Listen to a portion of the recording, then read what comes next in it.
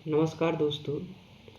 मैं एक बात बताना चाहूँगा। अभी हाल ही में अमेरिका के राष्ट्रपति डोनाल्ड ट्रंप ने Denmark, Norway, Sweden, France, Germany, Britain, Netherland और फिनलैंड पर 1 फरवरी से 10% तक टैरिफ लगाने की घोषणा कर दी है। और यह भी और एक और बड़े हुई मजे की बात है।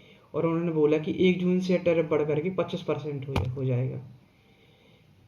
और उन्होंने एक और घोषणा ये भी कर दी है कि जो ग्रीनलैंड है ना, उस पर अमेरिका का अधिकार हो जाएगा।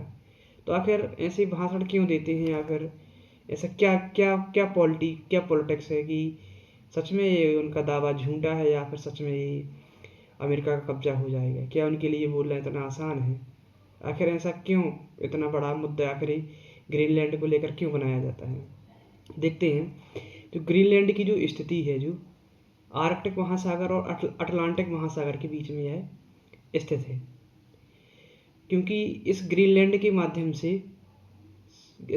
के माध्यम से अमेरिका आसानी से यूरोप पर तो अपना नियंत्रण स्थापित करता ही है, और साथ ही पूरे एशिया महाद्वीप पर नियंत्रण आसानी से रख सकता है। स्पेशली रूस और चाइना पर नियंत्रण बहुत ही अच्छी तरीके से कर सकता है। इसके पहले हम ऐतिहासिक घटना जाने। जानते हैं कि लगभग साढ़े 4,000 वर्ष पूर्व पहले 18वीं सदी में यहाँ पर इन्यूट लोग होते हैं, वहाँ ये रहते थे। क्या हुआ कि 18वीं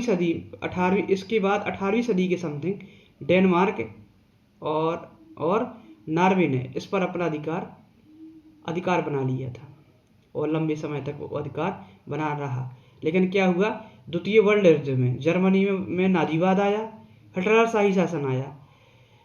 तो इसके लिए अमेरिका को यूरोप कंट्रियों ने न्योता दिया कि यहाँ पर कुछ सुधार कीजिए, वरना नाजीवाद तो सभी जानते हैं, जर्मनी का फेमस है नाजीवाद है। तो वहाँ पर अमेरिका के राजदूत से अमेरिका के राजदूत से जो ग्रीनलैंड पर जो सरकार थी, मतलब डेनमार्क की जो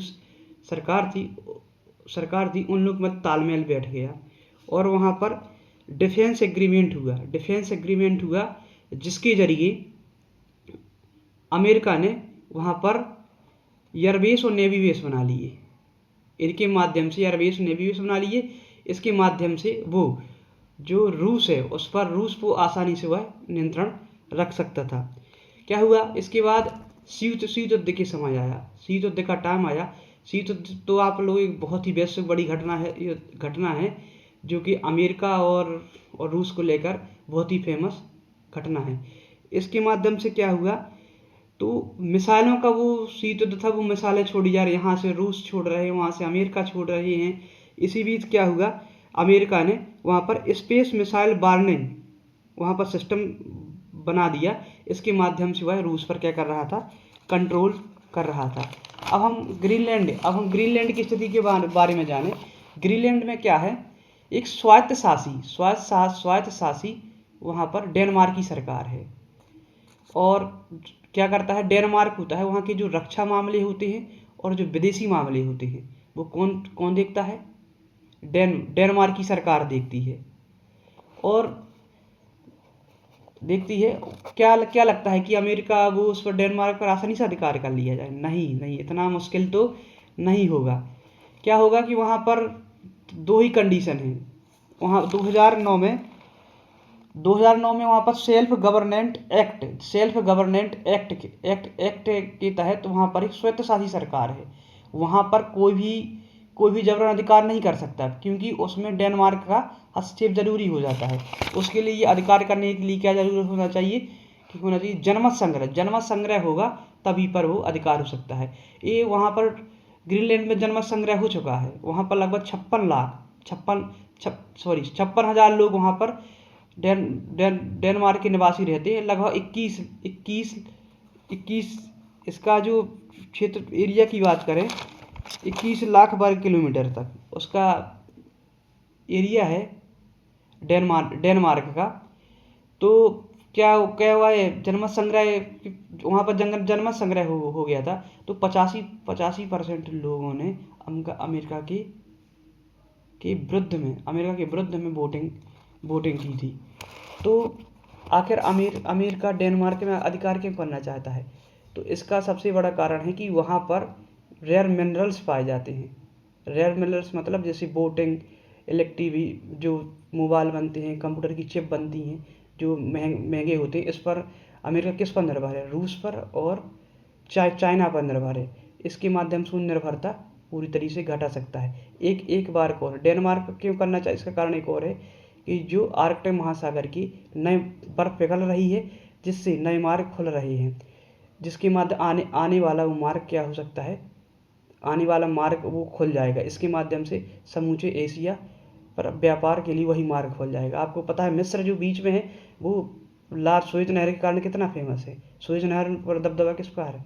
मिस्र का ही है। इसलिए आने वाले समय में अमेरिका भी वैश्विक स्तर पर अपनी बहुत बड़ी पहचान बनाना चाहता है। इसलिए वह उसको जो डेनमार्क की जो ग्रीनलैंड की स्थिति है, वो वैश्विक स्तर पर व्यापार के लिए राजा बनने के लिए बेस्ट है। और वहाँ पर मिसाइल, और एक बात और है, चाइना है जो चाइना वहाँ पर अपना एयरपोर्ट बनाना चाहता है। अमेरिका को लगता है कि एयरपोर्ट के माध्यम से सीधे आर्थिक संपन्नता के चक्कर में के कारण वहाँ पर सैनिक कंट्रोल भी ना धीरे धीरे करने लगे। इसलिए अमेरिका को इसका भी खतरा महसूस पड़ रहा है। और इसी कारण हो सकता है कि वो टैरिफ का चक्कर खेल करके इन पर लगा करके भौगोलिक स्थिति को अपने नियंत्रण करना चाहता है, ताकि आने वाले समय में वो वैश्विक स्तर पर ग्लोबल के रूप में उभर कर सामने आ सकता है। धन्यवाद। यदि आपको वीडियो अच्छा लगा है, लाइक, शेयर और सब्सक्राइब कीजिए। धन्यवाद।